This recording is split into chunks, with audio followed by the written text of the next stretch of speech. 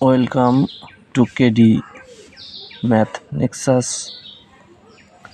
সুপ্রিয় শিক্ষার্থী বন্ধুরা, আজকে আমি তোমাদের সামনে আসব নবম শ্রেণীর পরিমাপে ত্রিকোণমিতি অধ্যায় 6 এই অধ্যায়ের 10 নম্বর অঙ্কটি। 10 নম্বর অঙ্কটিতে বলা আছে, তোমার প্রতিষ্ঠানের অফিস ভবন থেকে 10 মিটার দূরে ওই ভবনের উন্নতি কোণ 45 ডিগ্রি এবং 20 মিটার দূর থেকে ওই ভবনের উন্নতি কোণ থিটা ডিগ্রি হলে সাইন থিটা ও কস থিটার মান নির্ণয় করো। তো চলো শিক্ষার্থী বন্ধুরা, আমরা এই সমস্যাটা সমাধানের জন্য চেষ্টা করি। তো এখানে যদি প্রতিষ্ঠানের কথা বলা আছে, তাই না? তো আমরা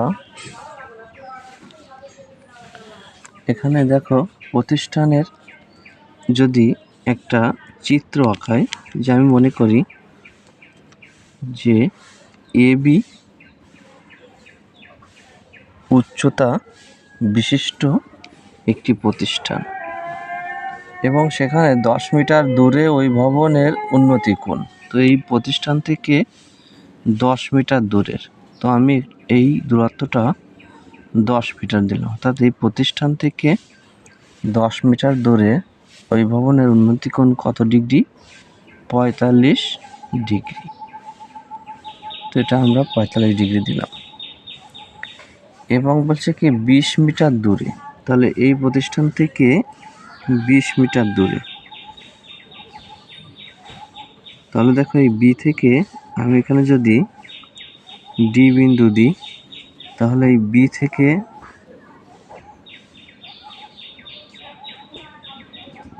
এই ডি বিন্দুর দূরত্ব হবে 20 মিটার এবং বিসি কত? 10 মিটার। তাহলে ওই বিন্দুর উন্নতি কোণ হয় থিটা। তাহলে আমরা এখানে লিখতে পারি ওই বিন্দুর উন্নতি কোণ এখানে থিটা ডিগ্রি। তাহলে আমাদের তত্ত্ব অনুযায়ী চিত্রটা কমপ্লিট করলাম। এখন এই চিত্রকে অবলম্বন করে আমরা পরবর্তী ধাপে এগোবো।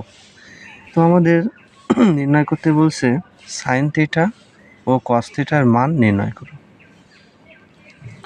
তো চিত্রের আমরা এখন একটু বর্ণনা দিব। চিত্রের বর্ণনা দিতে গেলে প্রথমে আমরা লিখব যে ধরি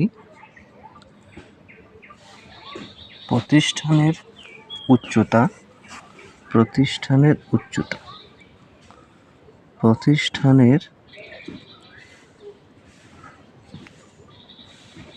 উচ্চতা সমান এবি মিটার।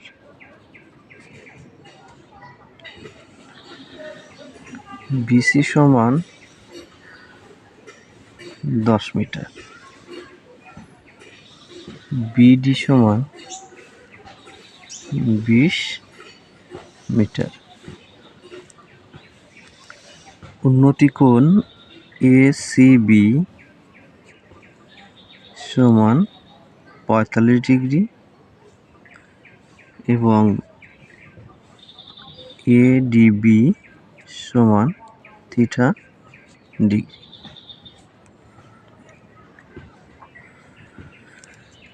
এখন যেহেতু আমাদের নির্ণয় করতে বলছে সাইন থিটা সমান হট এবং কস থিটা সমান হট, তো প্রথমত আমাদের যে দুটি সমকোণী ত্রিভুজ আমরা পেয়েছি চিত্রতে, একটা হচ্ছে এবিসি আর একটা হচ্ছে এবিডি। তো প্রথমত আমরা ত্রিভুজ, ছোট যে সমকোণী ত্রিভুজটা এবিসি হতে পাই, সমকোণী ত্রিভুজ এবিসি হতে পাই, এটা লিখব। এখানে লম্ব বাই ভূমি সমান যদি আমরা লিখি, তাহলে আসবে টেরা লম্বা ভূত অর্থাৎ ট্যান এসিবি লম্বা ভূত, তাই তো? তাহলে লম্ব আর ভূমি বিসি। তো এখানে দেখো ট্যান এসিবির যে মান সেটা 45, লম্ব এবি, বিসি হচ্ছে 10। এখানে ট্যান 45-এর মান 1, লম্ব বাই 10 কোনাকুনি যদি আমরা এটাকে গুণ করি তাহলে আমরা এবি সমান 10 পাই। অর্থাৎ আমরা যে লম্বটা, এই লম্বের মান এখন আমরা 10 লিখতে পারি। এরপর দেখো আমাদের যে অতিভুজ, এই অতিভুজ এডির মান নির্ণয় করতে হবে। অতিভুজ এডির মান আমাদের নির্ণয় করতে গেলে আমাদের বড় ত্রিভুজটাকে ব্যবহার করতে হবে। তো আমরা লিখতে পারি আবার ত্রিভুজ এ বি ডি, এবিডি হতে পায় লম্ব বাই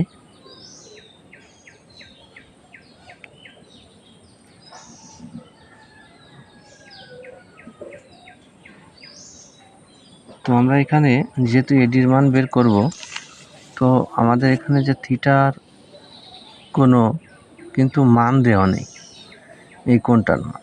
তো আমরা এখন কিন্তু পিথাগোরাসের উপপাদ্যের সূত্রটা ব্যবহার করব। তো পিথাগোরাসের উপপাদ্যের সূত্রটা ব্যবহার করে আমরা যদি অতিভুজের মান নির্ণয় করতে চাই, তাহলে অতিভুজের বর্গ সমান অপর যে দুই বাহু তার বর্গ করে সমষ্টি নিলে আমরা পেয়ে যাব। অর্থাৎ এডি স্কয়ার সমান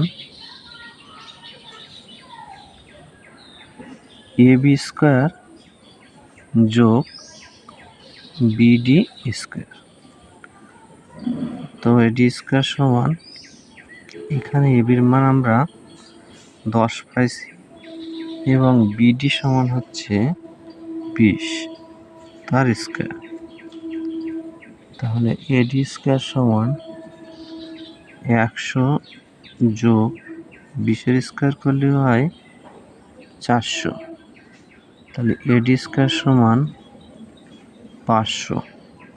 তাহলে এডি সমান √500।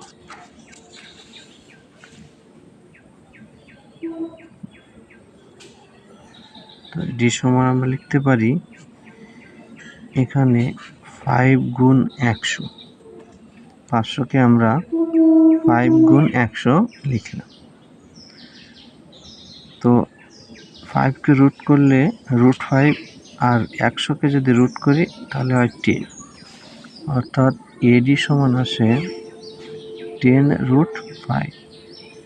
তো আমরা অতিভুজের মান পেলাম, লম্বের মান পেলাম, ভূমির মান আমাদের 20 দেওয়া আছে। এখন আমরা বের করব সাইন থিটা সমান। তো আমরা ডান পাশে করি সাইন থিটা অর্থাৎ সাগরে লবণ অতি। তাহলে লম্ব বাই অতিভুজ এডি। তাহলে আমাদের কি আসে দেখো, এবির মান 10 এবং এডির মান আমরা একটু আগে বের করলাম 10√5। আমরা এখানে অতিভুজের মান 10√5 দিয়ে দিতে পারি। তো এখানে 10 কাটা, তাহলে আছে 1/√5। cos থিটা সমান আমরা যদি বের করি তাহলে সূত্রটা হচ্ছে cos থিটা হচ্ছে কবরে ভূত অতি। তাহলে ভূত অতি, কবরে ভূত অতি। ভূমি হচ্ছে বিডি, অতিভুজ হচ্ছে এডি। তাহলে বিডির মান হচ্ছে 20 এবং এডির মান হচ্ছে 10√5। তো আমরা দেখো এখানে যদি কাটাকাটি করি, এই 0 0 কাটা, তাহলে 2/√5।